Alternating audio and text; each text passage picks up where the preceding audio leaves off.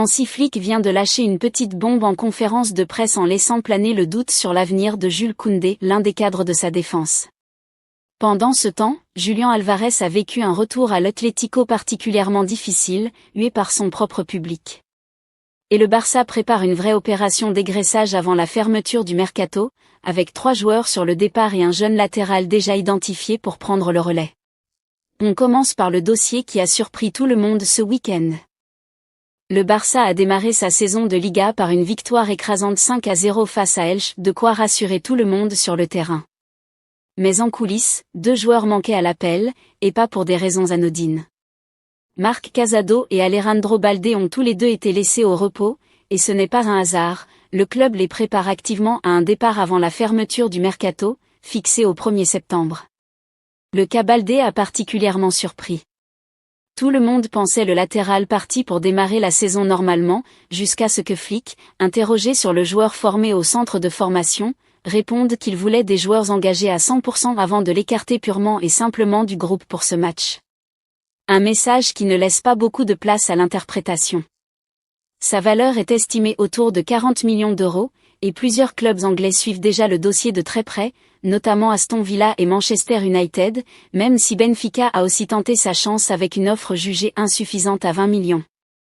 À ses côtés, Marc Casado est évalué à peu près au même prix, avec des clubs saoudiens prêts à mettre l'argent sur la table, sauf que le joueur, lui, préférerait poursuivre sa carrière en Europe.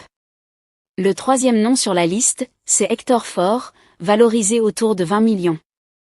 Au total, ces 3 départs potentiels pourraient rapporter jusqu'à 100 millions d'euros dans les caisses catalanes, une somme qui tombe à pic dans un club qui continue de chercher des solutions financières pour boucler ses derniers dossiers de recrutement. Et justement, en cas de départ de Balde, le Barça a déjà une cible en tête pour le remplacer, Jorge Salinas, jeune latéral gauche du Racing Santander, seulement 19 ans, mais déjà considéré comme l'un des profils les plus prometteurs du marché à son poste. Le truc, c'est que ce dossier traîne une histoire compliquée.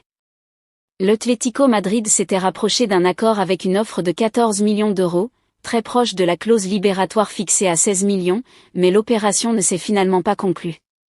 Le Barça, de son côté, s'est renseigné à plusieurs reprises, mais Santander campe sur une position ferme, le club refuse catégoriquement de négocier en dessous de la clause libératoire avec les Catalans. La raison remonte au transfert de Pablo Torre vers Majorque, où Santander estime ne jamais avoir reçu l'intégralité des sommes qui lui étaient dues. Depuis, la confiance est rompue, et Santander ne veut plus faire de cadeaux au Barça.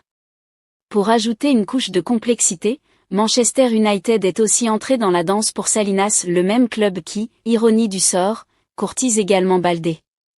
Selon Sport, le dossier Salinas serait même plus simple à boucler pour les Anglais que celui de Balde, tant sur le plan sportif que financier. Un scénario intéressant se dessine donc, si le Barça vend Balde à Manchester United, il récupère une marge financière suffisante pour aller chercher Salinas et compenser directement ce départ. Une opération en cascade, où chaque pièce dépend de la précédente. Si tu veux suivre l'évolution de ce dossier avant la clôture du mercato, c'est le moment de t'abonner, parce que la suite touche à un joueur qu'on n'attendait clairement pas de voir menacé. Et c'est là qu'intervient la vraie surprise du jour, Jules Koundé. Interrogé sur la situation de son défenseur international français, Flick n'a donné aucune assurance publique. Il a expliqué que beaucoup de changements étaient en cours, qu'il fallait attendre la fin du mercato, et surtout qu'il avait été clair avec le joueur sans jamais dire qu'il souhaitait le conserver. Une réponse qui, dans le contexte actuel du club, ne rassure personne. Après tout, cet été, le Barça a déjà montré qu'il n'hésitait pas à vendre. Le départ de Ferran Torres a rapporté près de 50 millions d'euros, malgré une seule année de contrat restante, et plusieurs jeunes de la Masia comme Geoffre Torrent et Tommy Marc ont eux aussi quitté le navire. Dans ce climat où presque personne ne semble intouchable, laissez planer le doute sur un titulaire aussi important que Koundé n'a rien d'anodin. Enfin, il y a Julián Álvarez, qui vit clairement l'un des étés les plus compliqués de sa carrière. De retour dans le groupe de l'Atlético Madrid pour son premier match de Liga face à Villarreal, l'attaquant argentin a été copieusement sifflé par le public du Riyad Air Metropolitano, autant à l'annonce de sa présence sur le banc qu'au moment de son entrée en jeu à la 66e minute. Les supporters madrilènes digèrent très mal ses envies de départ répétées vers le Barça, et l'ambiance autour du joueur s'est encore tendue ces derniers jours, avec des chants hostiles et des banderoles réclamant carrément son départ autour du centre d'entraînement. Considéré comme intransférable par l'Atlético, notamment face à un rival direct comme le Barça, Álvarez se retrouve dans une position de plus en plus inconfortable, tiraillé entre un club qui refuse de le lâcher et des supporters qui, eux, semblent presque vouloir le voir partir au plus vite. Face à cette impasse, une nouvelle porte s'est entrouverte du côté d'Arsenal, où l'Argentin commencerait à envisager sérieusement un transfert, une option qu'il voulait pourtant éviter en début de mercato à cause des complications de visa pour ses proches.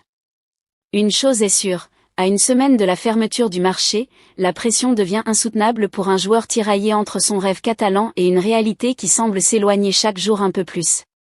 Et vous, entre le mystère autour de Koundé et la situation de plus en plus tendue d'Álvarez à l'Atlético, quel dossier vous inquiète le plus pour la suite du mercato barcelonais? Dites-le moi en commentaire, j'ai vraiment envie de savoir ce que vous en pensez.